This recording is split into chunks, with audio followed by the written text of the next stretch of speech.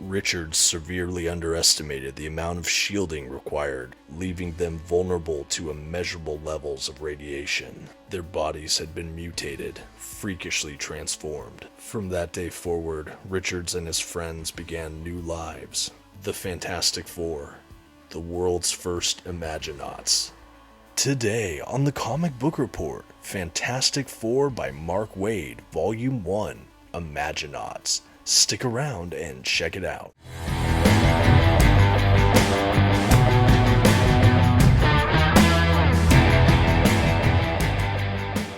Greetings all, my name's Dominic and today you're watching The Comic Book Report, where we review comic books and graphic novels so you can get an idea of what to read. And today I'm kicking off Mark Waid's Fantastic Four run with Imaginauts. And while this run is currently out of print, you can check out Fantastic Four and other great titles at the channel's sponsor, Organic Price Books. Use code TheComicBookReport at checkout to get $2 off your order today. I will earn a small commission if you use my link or codes. Thank you for supporting the channel. Now let's get started.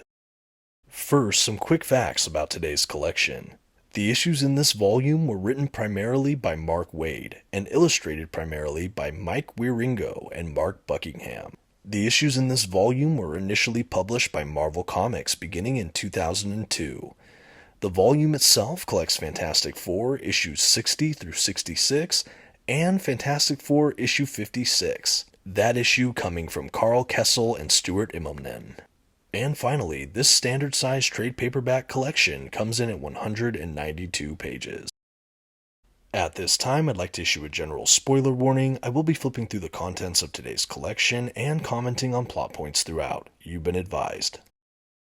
Okay, and here's our first look at the collection from Marvel Comics. This is Volume 1 of Mark Waid and Mike Wieringo's Fantastic Four. As I mentioned, this is an out-of-print paperback collection that you can still find at different places. I know after this they also had kind of complete collections as well as an omnibus that was at one point in print. I really hope to see an omnibus one day. Right now I still just have a handful of these paperbacks, but they're still serviceable collections. They are glossy print paper stock on standard size formatting, and the collection itself has a glued binding that I'll show momentarily. This collection includes the first 7 issues of Mark Waid's run, along with issue 56, which was that issue from Carl Kessel and Stuart Immonen that goes into the Thing's history and his Jewish heritage, a very moving and exciting issue that they threw in at the end of the collection. It feels like a bonus feature that was added, and overall it really pads out this collection. You feel like you're getting a real bang for your buck, getting almost 200 pages once you include the extras in this little trade paperback. As we dive into the collection proper, I will just say, again, this is the beginning of the Mark Waid, Mike Wieringo run, and because of that, I actually think it's a pretty good on-ramp for new readers who maybe are unfamiliar with these characters. They play catch-up pretty quickly. I think a lot of people, especially in the States, are culturally aware of these characters after seeing the movies, things like that. But this is Marvel's first family, the 4 people that were bombarded with cosmic rays after a space voyage. We have Mr. Fantastic with his awesome elastic powers, Sue Storm, the Invisible Woman, and his wife. We have Johnny Storm, the Human Torch, and of course Ben Grimm, the ever-loving Thing. They're not just a team of superheroes, they're a family, and runs that can balance both successfully are the ones that really hold up against the test of time, in my opinion. I've really fallen in love with Fantastic Four across this last year or so, absolutely devouring the Jonathan Hickman run, along with Stan Lee and Jack Kirby's run. I've read maybe half of that so far, I'm still making my way through, and loving it. And I think I even reviewed the Matt Fraction Fantastic Four Omnibus recently. Again, I've just been reading a ton of Fantastic Four content, and I just had to check out Mark Waid next. I'm a big fan of Mark Waid. I've reviewed some of his books on my channel as well, and I wanted to see what he had to offer. And until I see an omnibus come back into print, this trade paperback route was just the way I went. The first two issues of this collection feel a bit standalone. They really just kind of get your feet wet back into these characters if you're new or returning, and I really felt like they were serviceable. The art style overall in this entire collection feels a lot more animated or cartoony, but it really just fits with these characters that are just vibrant and fun-loving, but also adventurous and exciting. Overall, a really good style if you enjoy the kind of cartoony style. But again, those first two issues feel a little more standalone. It really sets up the dynamic between the family members, the characters here, and kind of some of the elements that Waid will sort of build from here. One of the more notable things that happens in the first two issues for me is setting up Johnny Storm to be a character that we hope to see some maturing out of. He's kind of poised in this position where they're giving him a little more responsibilities within the Fantastic Four family and kind of helping to manage their brand, so to speak, or some of their intellectual property. This is something that we really see expanded on throughout this entire collection, and it really just gives Johnny Storm an opportunity to grow and show just how much he has maybe matured a little bit over the years. The first issue as well kind of just shows us a week in the life of the Fantastic Four. Again, this really gives that slice of life quality for this high-flying superhero team slash family, and you get to kind of just see the showcased in and out of what this group goes through, what the family deals with, things like that. I think that this was a really effective way to establish this run and kind of set up the norm or status quo for these characters. After the first two issues, we're launched into the first real story arc, which is the Sentient Story Arc. The brief synopsis for this arc is that basically a mathematical formula that Reed has kind of gains self-awareness, sentience, a sort of artificial intelligence, and kind of takes on physical form and tries to just take over.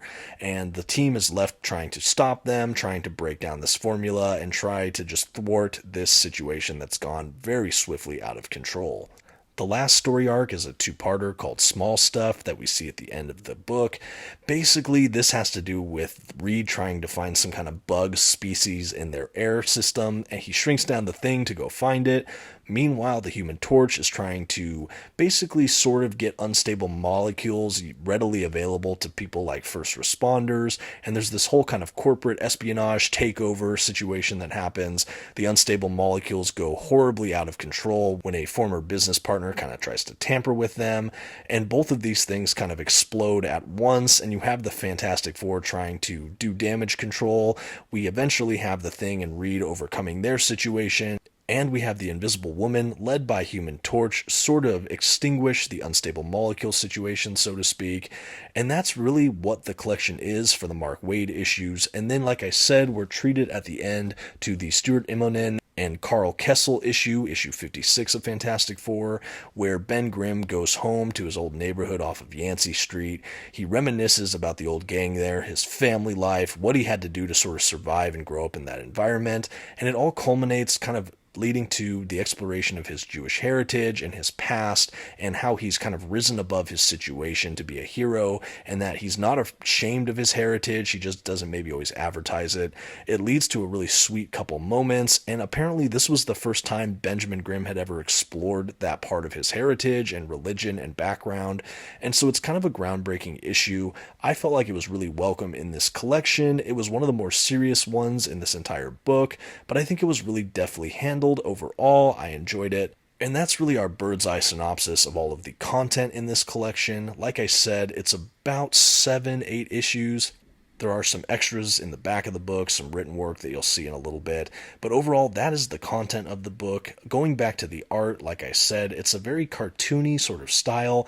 But if you enjoy that, or you could get around to it, I think it's a very beautiful style for the content and for these characters. I think overall this was a fantastic setup to this run, and it left me really wanting to explore more that Mark Waid can bring to the table here. I've really enjoyed Waid's work on Daredevil. I know I reviewed the first volume of that. I really enjoyed him with Captain America. But honestly, Mark Waid is just sort of a comic book icon. He's done so much, it's almost hard to cover it all. And this is something I know is not maybe talked about as much in his whole bibliography and his body of work. I also don't always hear it on a short list of best Fantastic Four runs, although I know there are major fans of it. I will admit I'm still making my way through this run, so I can't give you my ranking for where this fits in the order, but I can say it was a very solid start. I think the characters are really believable. They feel like a family with all the tension therein and joy and just the whole lot of it. I really think that they captured the spirit of these characters so far, and I really enjoy that. Like I mentioned as well earlier, I think that this is a pretty good on-ramp for new readers, especially if you're fans of Mark Waid or like this more cartoony art style. I think that you could absolutely dive into this run and feel like you're not really missing out on too much. This run did occur in the early 2000s, so a lot of these issues are already almost 20 years old, which is absolutely just incredible to think about. But that being said, it is still more of a modern book. I think the panel layouts, the style, the narrative style, it all feels decidedly modern overall. But it's again a run I wanted to explore, having dived even deeper into the Fantastic Four in recent months. Some high points for me for this collection. I really enjoyed the Sentient Story Arc. I love whenever Reed's science kind of turns against him, or whenever he gets directly led into something he created and it's now gone out of control. And the novelty of having a math formula essentially become self-aware and start attacking. I just thought that that was really fun. I really liked the character design of that formula, the sort of, like humanoid shape with a sequence of alphanumeric neon green lettering across him, almost like the Matrix code. I just thought it was a really fun character design. It might be a little bit cheeky or kind of novel, but I enjoyed it. I think that story arc was a ton of fun. I think another high point for me is just how they treated the Human Torch. I really enjoy Johnny Storm. I like his kind of childlikeness, but I think how they tried to mature him up a little bit, show like, hey, has he really grown? Can we give him more responsibilities? How can he rise to the challenge? I really enjoyed that aspect of this early run. I love the idea that they're trying to grow this character up. And certainly by the time we get to things like Jonathan Hickman's run, for example, Johnny Storm has had a lot of growing up. And so I think that this is kind of a good interstitial run that really tackles some of these issues. I like the idea that Sue kind of tried to test him and give him more responsibilities, and I like that he kind of handled himself well. He's almost like, hey sis, give me enough credit. I'm a member of the Fantastic Four. I've been doing this for a long time, and I really enjoyed that. It's not often you see character growth in an ongoing series that has been going on and on and on, and so I really loved moments like that. It feels like a watershed moment for this character, and I really liked that that was one of the central focuses of this collection. The entire added story about exploring Ben Grimm's Jewish heritage and him reflecting on the Yancey Street Gang was one of the most moving moments as well. Probably my top moment maybe in this entire book. Very well done. And with that, we've finished our book today. All that's left is to give it a grade. For this cartoony thrill ride through Marvel's first family, the Comic Book Report has to give Fantastic Four by Mark Waid and Mike Wieringo, Volume 1, Imaginauts, a B-. This was certainly a good on-ramp for this title and these characters, but I think that there wasn't a ton of classic storytelling in this book for me. I think my high point was probably issue 56, which was not even written by Mark Waid. It was the throw-in issue exploring Ben Grimm's heritage and the Yancey Street Gang. I think that overall this was a fun collection and a start for something that could be a great run on the title, but maybe it's not in the upper echelon of Fantastic Four books. Still an above average read and a solid start that I would recommend to Fantastic Four fans out there. Let me know in the comments below if you've given this run a read or if you have any other thoughts on this video. And until next time, this has been the Comic Book Report. Don't forget to leave your like and check out some of my other videos. Have a good one.